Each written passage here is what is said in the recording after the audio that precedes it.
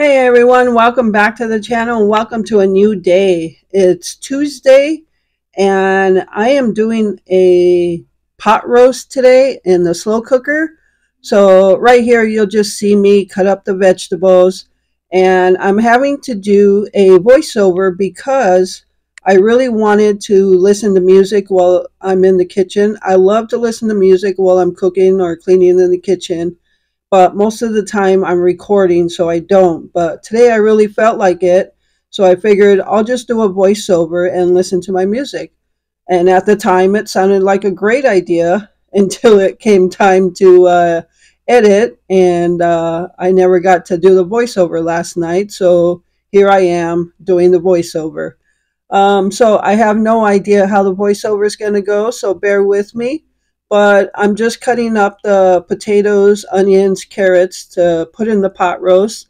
And again, thank you to Courtney who sent over this food for us to have this pot roast meal. So we really appreciate it, Courtney. Thank you. And yeah, so cutting up the potatoes now, and we just added carrots, potatoes, and onions. Um, we used pretty much everything that was sent to us for this pot roast. Only we didn't use the whole pot roast, so you'll see that here in a little bit. But so yeah, I'm here listening to music and having to do a voiceover now, which it always sounds like a good idea, but in the end, it takes more time because now you got to put the clips together and figure out what you're going to say during the voiceover. I don't know if people write scripts for it, but I'm just going on a whim here. So, all right. So now that we've got the vegetables all cut up, we're going to be using a packet that Courtney sent with this. It's a slow cooker savory pot roast seasoning. So we've never used this before, so we thought we'd use this. So all you got to do is add water, a cup of water, I believe. So we're going to do that, and that's all it takes. So we have a chuck roast that was sent in this grocery package, and we decided, I don't know how many pounds this roast was. I don't ever recall checking to see how big it was, but nonetheless, we decided to only use half of the roast. Even if it just fed us for a night, that would have been great because then we could use the other half for another meal.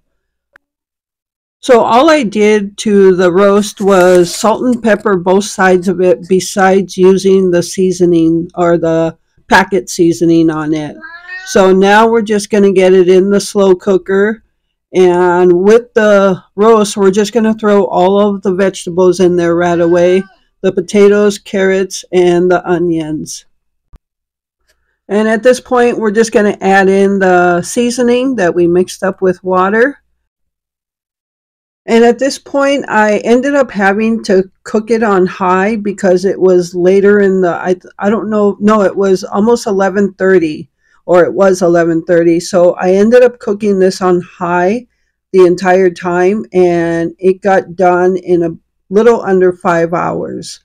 It was too late to cook it on low because then it wouldn't have got done till later in the evening. All right, so now that the slow cooker is going with the pot roast, I have been craving these chocolate chip muffins. Now, I call them muffins. You can call them cupcakes. Doesn't matter. It's what I like. So this is a cake mix hack, and I've done it a couple times already, and I have to tell you, these are one of my favorite things to eat now. Now, the walnuts is a new thing we tried the last time I made it, and Glenn wanted to try some walnuts in it, so we added some walnuts. All right, so here is our bag of walnuts that I need to get crushed up to add into the mix. So now I was going to pour them into another Ziploc bag, but I decided to go ahead, since for everything I use them for, I have to crush them up, and this was a Ziploc bag. I decided to go ahead and crush them up in the bag it came in, so I don't have to use another Ziploc bag. It was a small bag, so there wasn't much room for, spreading them out. So I had to make it work just how it was. But I made it work, got them crushed up to how I need them to be. So let's get started on the mix now. So for the mix, you're going to need a box of cake mix. I use yellow. You can use white or yellow. If you use white, once you put the egg yolks in there, it's going to turn yellow anyway. So I just buy yellow. So you're going to need a couple more things besides the mix. Now, if you've never made these, you have to try them at least once. They are delicious. So you want to put your cake mix in the bowl. You'll probably want to use a hand mixer for this because you will be using softened butter, and that'll help to smooth it out a little bit. So now you're just going to need 3 eggs, and yes, I know with the price of eggs, it pains me to use them, but I really have been craving these, so I'm going to go ahead and use the 3 eggs. So once you've got your 3 eggs in there, you're also going to use a half a cup of milk, 1/3 cup of softened butter, and then you want to mix it all together. And this is where the hand mixer will come in handy because the butter is going to get lumpy. So I'm actually using a new hand mixer that was sent to me in friend mail. And right here, I'm actually just trying to figure out the speeds. But this was one smooth working hand mixer. Yeah, I was quite impressed with the things on top there, the speeds and the on and off button and all that kind of stuff. So I was just kind of getting used to it. But that hand mixer was really smooth working, and I love that one. So yeah, we're just gonna mix up all the mix, and you can see how thick it is. It is supposed to be that thick. And so once we got it all mixed together, make sure you scrape up the bottom, and then from there we're going to go ahead and add in our chocolate chips. And you can use either milk chocolate or semi-sweet. As you know, I've said it before, I love milk chocolate chips. I prefer them over semi-sweet. So we're also going to go ahead and add in our walnuts. And as they come out, they're a little bigger than I wanted them to be. So I went ahead and broke some up by hand. So you can go ahead and mix it together now, and it already looks good. But now you can just measure with your heart because I thought I needed more chocolate chips in there. So always measure with your heart when it comes to chocolate chips. All right, so let's go ahead and line our cupcake pan. I like to put liners in there. I just don't like to wash. So I make it as easy as possible. So here I am going to put the mix into the cupcake liners. And there I am using a spoon and a knife, making it hard on myself. Yes, I tend to do that. So I kept doing this. And I think I went through 4 or 5 of them before I had an aha moment. Yes, the scooper that was sent to me in friend mail. Look how easy that makes it. So much easier. Don't make it hard on yourself like I tend to do. Look how it just scoops the perfect amount in this. So I believe that was two.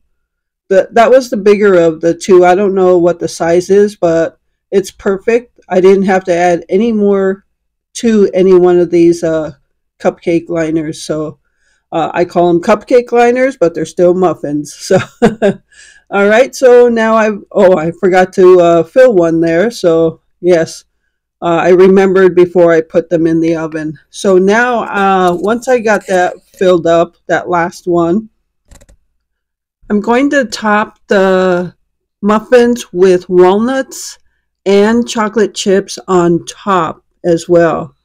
And then once I'm done with that, then I will put them in the oven.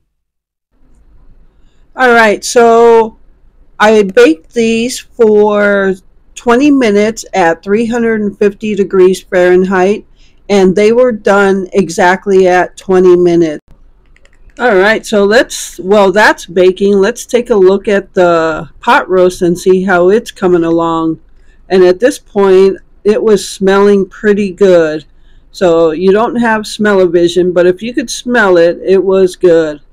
So now you could see that it's lacking a little bit of juice. The mix with the seasoning packet did not create, and the combination of the fat on the meat did not create enough juice to submerge all the vegetables. So I ended up adding 1 can of beef broth.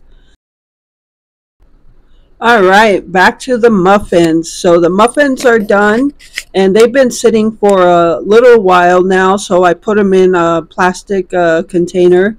So you'll notice some of the muffins on the far right side do not have walnuts and chocolate chips on top.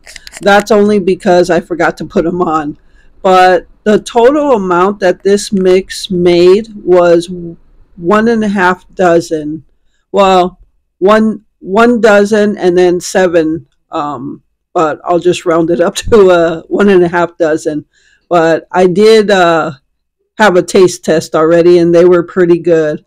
So just let me open one so you can see inside. These are so good. You have to try them.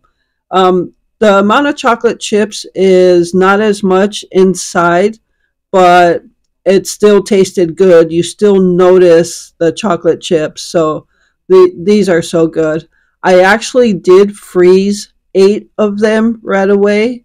And I'll be taking one out the next day to see how they thaw out. So these were delicious.